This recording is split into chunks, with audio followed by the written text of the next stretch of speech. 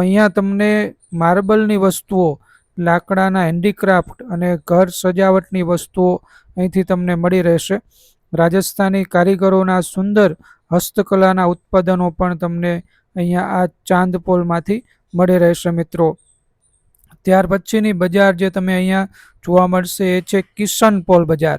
તો જો મિત્રો, પોલ એટલે આ બધા દરવાજા છે અને દરવાજાની અંદર તો જો મિત્રો આ રીતના વચ્ચે વચ્ચે સરસ મજાના ફુવારા થઈ રહ્યા છે ને સામે જો આ બાજુ આપણને કબૂતર પણ ઉડતા જોવા મળે છે. આ દ્રશ્ય જે છે નયન રમ્ય છે.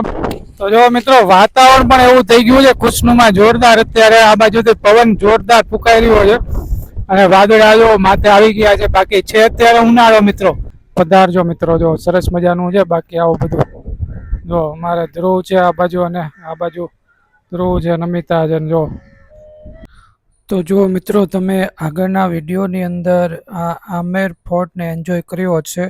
તો ત્યાર પછી આપણે કનક ગાર્ડને જવાના છીએ, પરંતુ એ પહેલાં તમને આ જયપુર પિંક સિટીની ખાસ એની જે બજાર છે એના વિશે તમને થોડીક માહિતી આપવા માંગુ છું.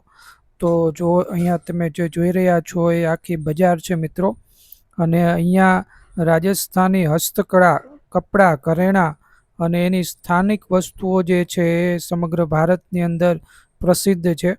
તો એની કેટલીક બજારો છે જેના વિશે તમને આ વિડીયોની અંદર જણાવું છું. તો અહીંયા જે તમે જોઈ રહ્યા છો આખી બજાર જ છે. એની અંદર મિત્રો પહેલી જે બજાર જે છે જોહરી બજાર આવે છે. અહીંયા તમે જશો એટલે તમને સોના, ચાંદી અને મીનાકારીની જ્વેલરી આખા વિશ્વ પ્રસિદ્ધ છે તમને ત્યાં જોવા મળશે. તમે ત્યાંથી ખરીદી શકો છો. તમારે લગ્નની કોઈ ખરીદી કરવાની હોય તો એના માટેનું આ ઉત્તમ સ્થળ છે. અને કિંમતી રત્નો અને પરંપરાગત જે આભૂષણો છે એ પણ તમને આ જોહરી બજારમાંથી મળી રહેશે. ત્યાર પછી તમે આગળ જુઓ તો બાપુ બજાર આવે છે મિત્રો, જે પણ અહીંની ખૂબ જ પ્રખ્યાત એવી બજાર છે. અને ત્યાં તમને એ જયપુરી કુર્તી, બાંધણી ડ્રેસ, મોજડી, ચામડાની વસ્તુઓ અને હેન્ડીક્રાફ્ટ આ બધું તમને બાપુ બજારમાંથી મળી રહેશે મિત્રો. ખાસ પ્રવાસીઓ માટેનું લોકપ્રિય એવું શોપિંગ માર્કેટ પણ ત્યાં તમને આ બાપુ બજારમાં જોવા મળશે. અને અહીંયા ભાવતાલ તમે કરી શકશો, એટલે કે ત્યાંથી તમારે જે પ્રાઇસ જે છે તમારી રિઝનેબલ પ્રાઇસની અંદર તમે લઈ શકશો અનુકૂળતા મુજબ મિત્રો. ત્યાર પછીની ત્રીજી જે બજાર જે અહીંયા તમને જોવા મળે છે એ છે ત્રિપોલિયા બજાર. અહીંયા મિત્રો ખાસ તમને લાખની બંગડીઓ જોવા મળશે, પિત્તળની વસ્તુઓ અને પરંપરાગત રાજસ્થાની સામાન જે છે એ તમને આ ત્રિપોલિયા બજારની અંદર જોવા મળશે. તો ત્યાં પણ તમે જઈ શકો છો. મહિલાઓ માટે ખરીદી માટે ખાસ આ ત્રિપોલિયા બજાર એ આકર્ષણનું કેન્દ્ર છે. તો જો આ રીતના આખી બજારો છે મિત્રો, ત્યાં તમને રોડની સાઈડ જ જોવા મળશે.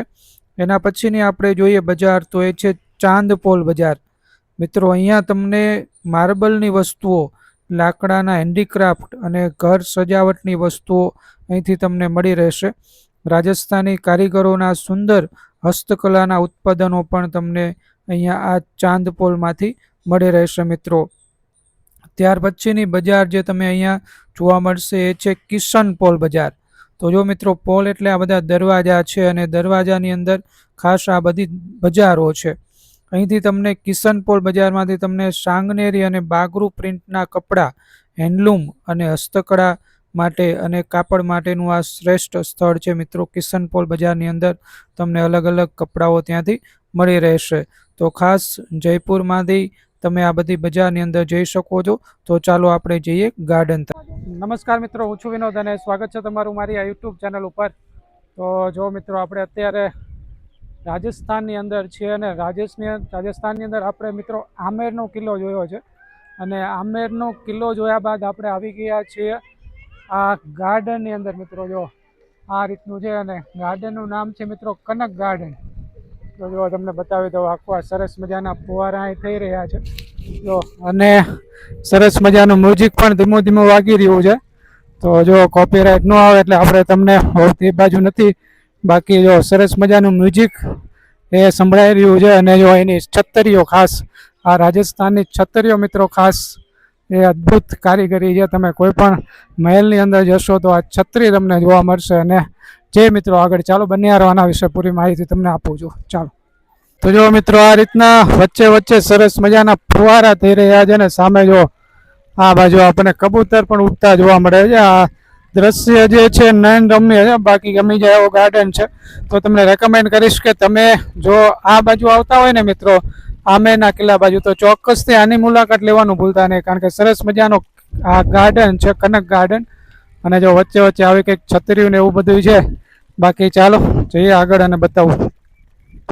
તો જો મિત્રો વાતાવરણ પણ એવું થઈ ગયું છે ખુશનુમા, જોરદાર. અત્યારે આ બાજુથી પવન જોરદાર ફૂંકાઈ રહ્યો છે અને વાદળા માથે આવી ગયા છે. બાકી છે અત્યારે ઉનાળો મિત્રો, સખત ઉનાળો છે અત્યારે. મહિનો જે છે વૈશાખ મહિનો ચાલુ છે, તેમ છતાંય જો આ બધા વાદળા ચડી ગયા છે ને આ કુદરત પણ આપણા ઉપર મહેરબાન છે એવું લાગી રહ્યું છે. જો બાકી આ બાજુનું ચાલો તમને અહીંથી થોડુંક બતાવવાનો પ્રયત્ન કરું છું.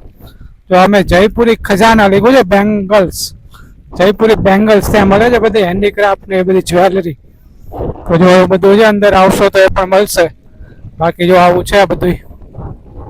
તો જો મિત્રો આવું છે આ કંઈક કનકશ્રી ગાર્ડન, અને કનક ગાર્ડન કહે છે ટૂંકમાં મિત્રો. અને જો આ બધું છે અહીંયા ફુવારા, અને મિત્રો બિરલા પરિવાર દ્વારા બંધાયેલો છે એવું છે. બાકી જો સામે છતરીઓ અને આવું બધું છે. સામે પેલી જે પર્વતમાળા દેખાય છે, અરવલ્લીની પર્વતમાળા છે આખી, આ રાજસ્થાનની. તો જો આ રીતના છે આખું, અને આવો છે કંઈક ગાર્ડન જો. તો જો મિત્રો એનું સરસ મજાનું વાતાવરણ છે ને, વાતાવરણ ખુશનુમા છે. તો ચોક્કસથી તમને રેકમેન્ડ કરીશ કે અહીંયા આવજો અને પધારજો મિત્રો. જો સરસ મજાનું છે. બાકી આવું બધું જો મારે ધ્રુવ છે આ બાજુ, અને આ બાજુ ધ્રુવ છે, નમિતા છે જો.